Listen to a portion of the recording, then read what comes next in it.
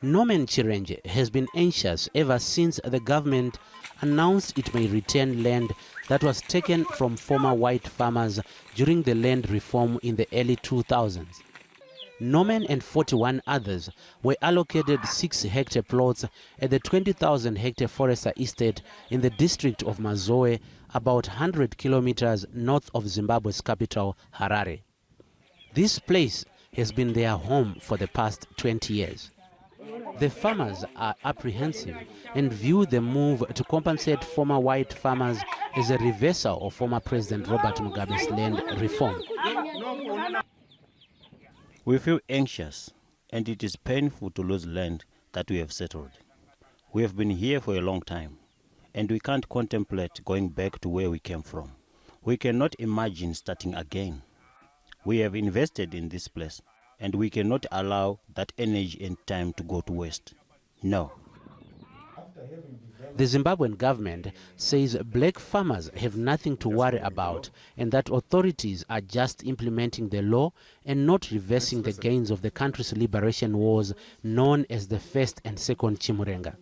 This is not reversing the land reform program. The land was the prime cause for the First and Second Chimurenga and for the fast-track land reform program that we undertook.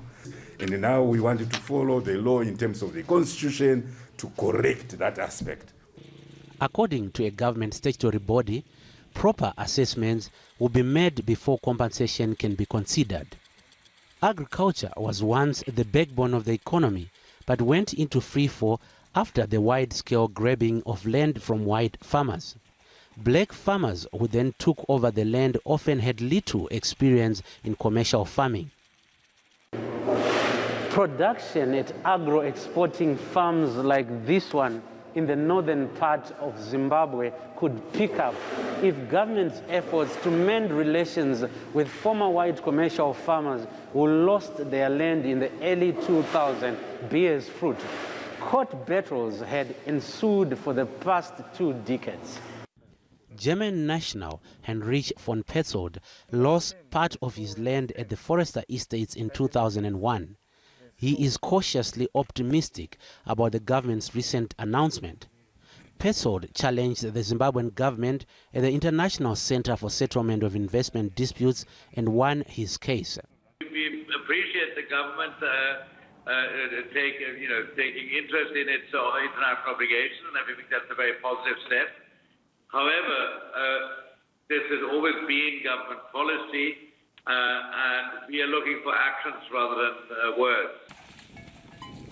Zimbabwe's government says only 3% of those who received land like Norman Chirenge will be affected by the new announcement.